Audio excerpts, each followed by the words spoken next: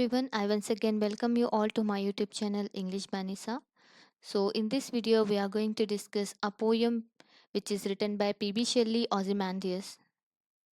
So before moving further, let us know about the author, the poet P.B. Shelley. So P.B. Shelley is one of the most important English poets. He was born in 1792 and died in 1822 at 29. Shelley came under the influence of revolutionary ideas of the English philosopher William Godwin. P.B. Shelley's career was marked with a controversy due to his views on religion. Now let us see the background of this Ozymandias. So this poem was written in 1817 and was published in the Examiner in 1818 when P.B. Shelley was 25 years old. This poem is a sonnet, which means 14-line poem. So, Ozymandias was an ancient Egyptian king pharaoh. In Greek, he called as Ramses II. The rhyming scheme of this poem is pretty easy, as you can see here: A B A B A, C D C E D E, and F E F. There are two main themes for this poem. The first one is downfall of political power, and the second is art's power of preserving the past. Means nothing powerful and rich can ever stay that forever.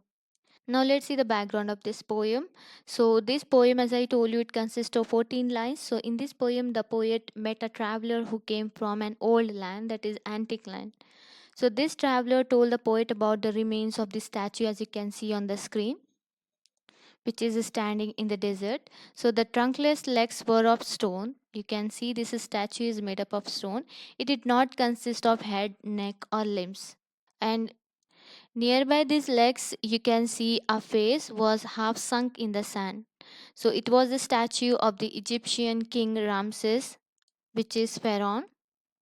So this king, he wanted to show his power, so he wanted others to feel less powerful than himself. So thus he ordered the sculpture to make his statue with a foolish desire to immortalize himself. So here the poem teaches that no one or nothing is immortal. Everyone and everything in this world destroy with time. This Ozymandias, he tried to become greater than God, and he declared himself the King of Kings. But now you can see here he remains a broken, half sunk in sand. So now let's see the line-wise explanation to this poem Ozymandias. I met a traveler from an antique land who said two vast and trunkless legs of stone stand in the desert. Near them on the sand, half sunk, a shattered visage lies, whose frown and wrinkled lip and sneer of cold command. This poem is in the form of conversation.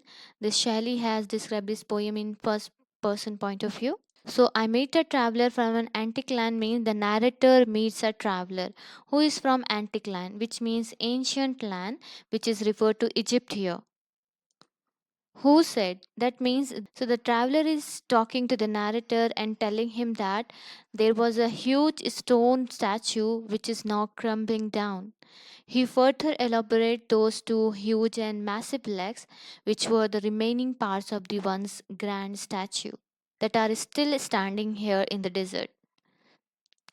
Near them on the sand, half sunk, a shattered visage lies. Now, visage is nothing but it is the face, and shattered means which is crumbled down, which is broken into pieces.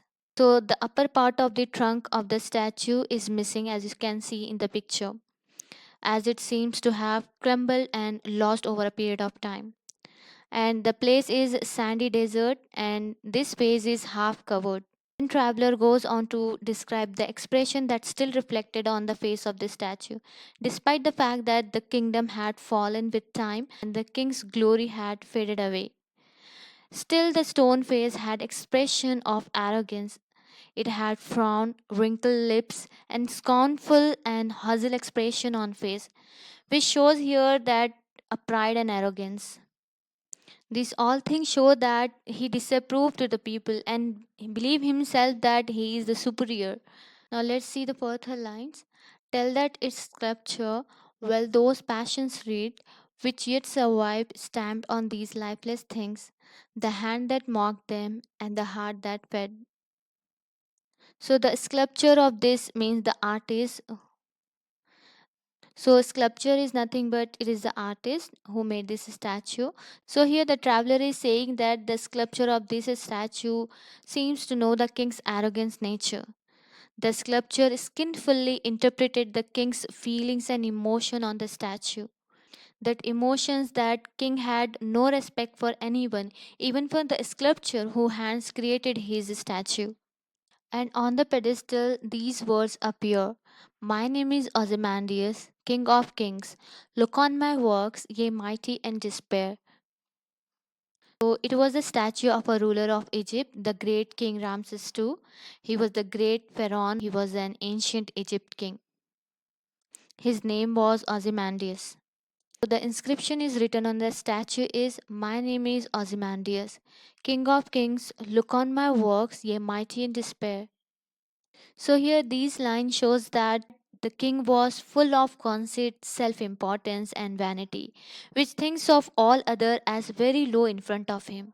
So these lines shows that Ozymandias he tried to become greater than God and he declared himself the king of kings. But now we can see he remains a broken half sunken in sand. He thinks that all others are very low in front of him.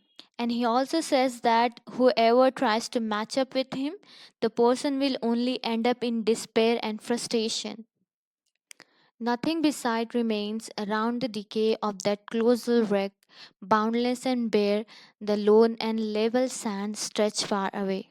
So here the narrator shows that despite his boastful inscription, what he has written, everything is conquered by nature and nothing is immortal. The once vast and great kingdom had now disappeared. Nothing is left of the vast kingdom, but only what can be see, the sand as far as one can see. So this poem teaches that time destroyed even the most powerful or mightiest person or thing in the world. Thus we should not be boastful, egoist or live with pride. Instead we should live a life of simplicity. Because no one or nothing is immortal, everyone and everything in this world destroys with time.